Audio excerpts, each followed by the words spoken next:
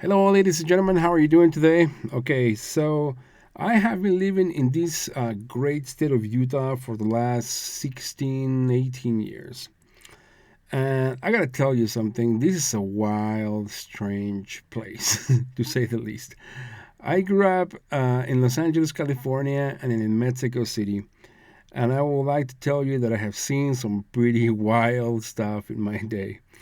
I grew up during the crack cocaine epidemic close to Inglewood in Los Angeles. Also, I saw and some of my relatives were involved in the Rodney King riots. In Mexico, I was there for the 1985 earthquake, the World Cup. I mean, I've seen some stuff in my day, but the most interesting sociological experiments that I have ever been a part of is here in Utah. And so I would like to speak to you and explain to you why. Thank you very much, and let's go.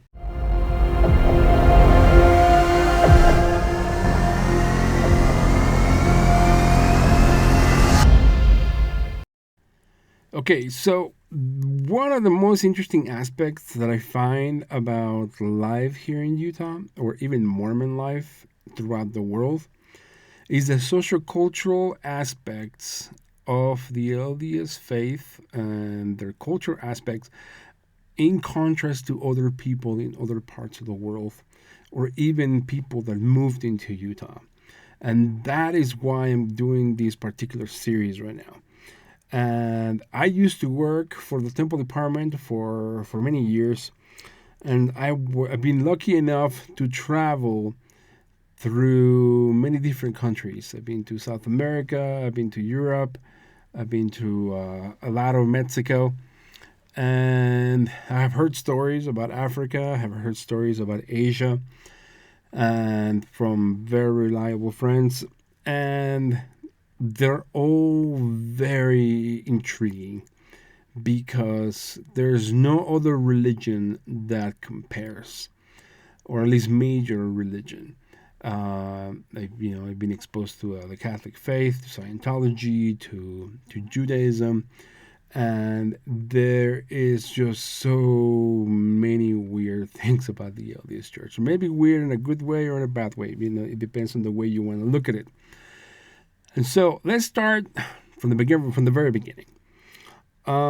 There's no secret that Utah was founded by Brigham Young as a way to escape persecution from the American federal government.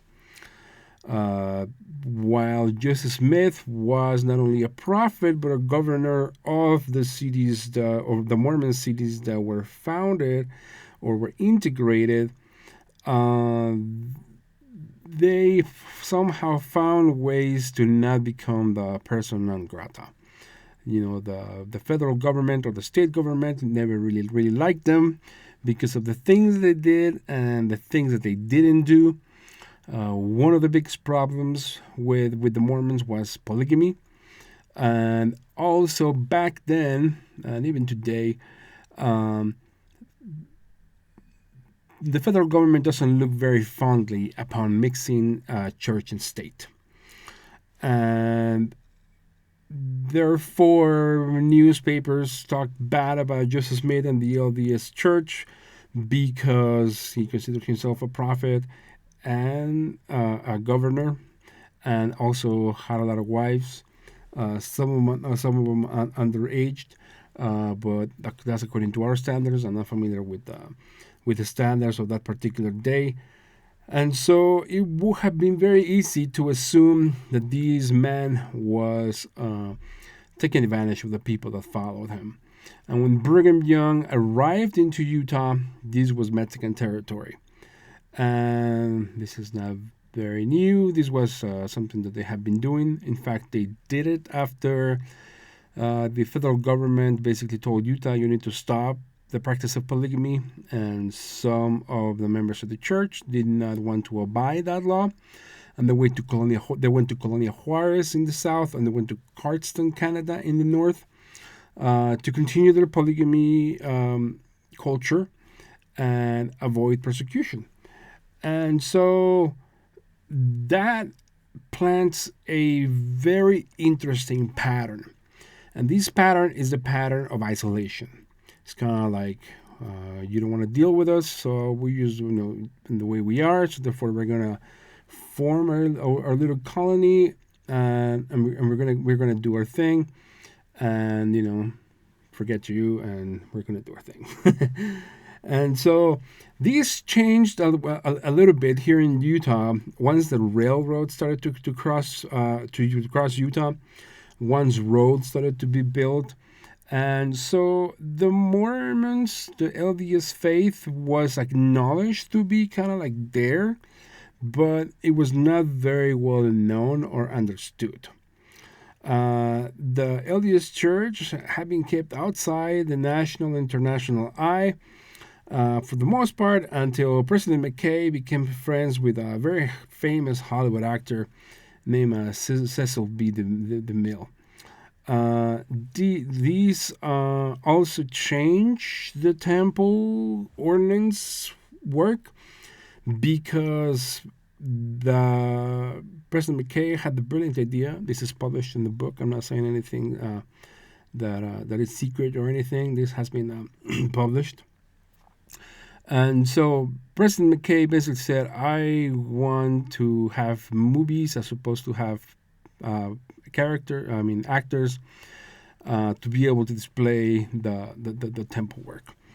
And as a result, these started to create more of a mass movement of members within the church to go and do temple ordinances, which was also pretty public. I'm not describing. I'm not sealing any secrets.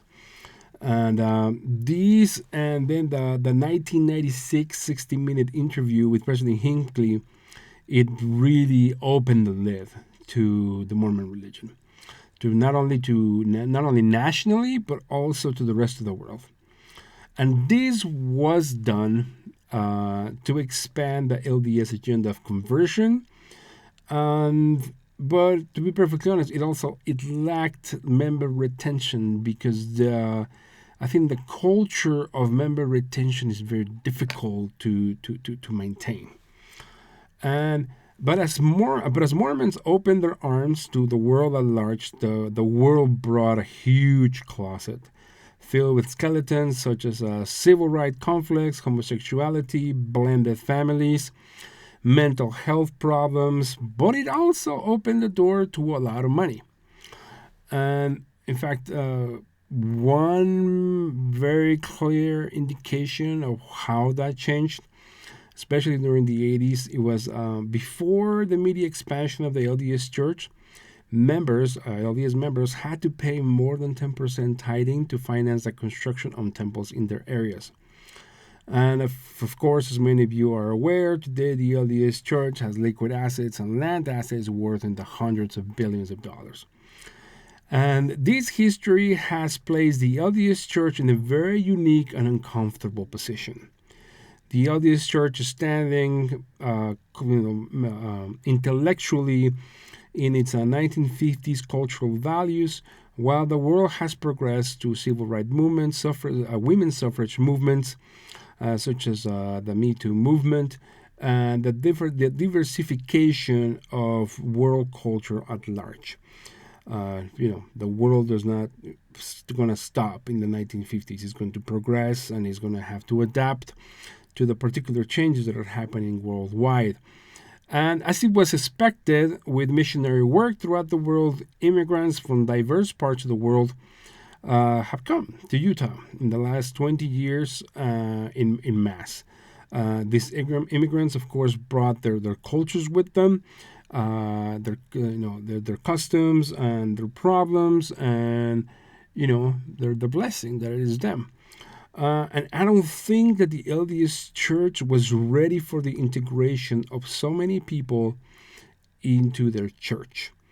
I think that the culture of the LDS faith, it's still kind of archaic and is not very malleable.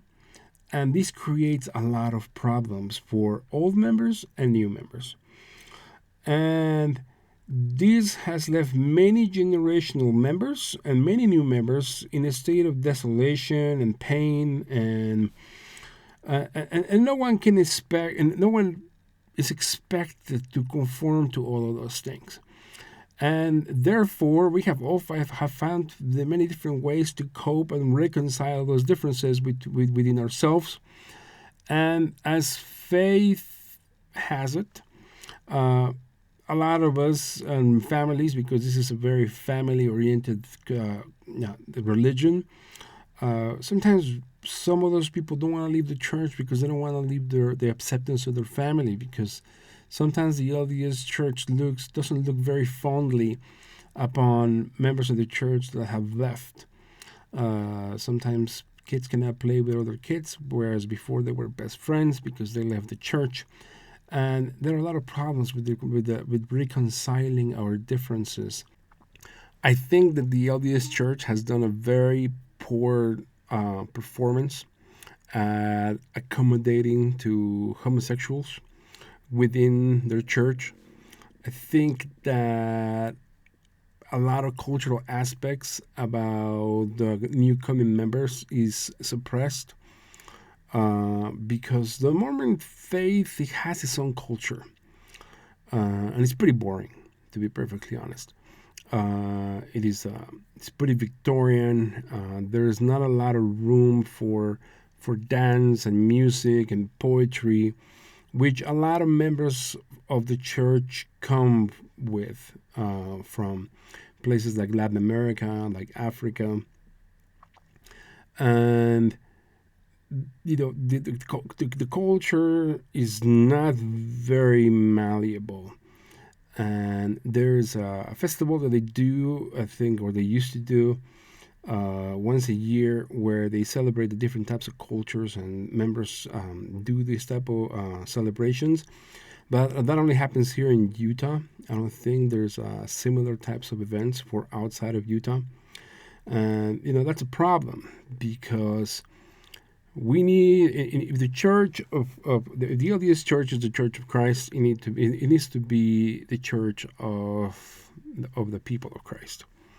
There shouldn't be any type of suppression of cultural aspects, that as long as they don't deviate from the laws and the commandments of the church. But I think more of an effort should be made to be more accepting, and I think the LDS Church has a hard time doing that. And this is the reason why I'm doing this particular series, is because I think that we as people need to understand why, if we left the church, or why did we leave it?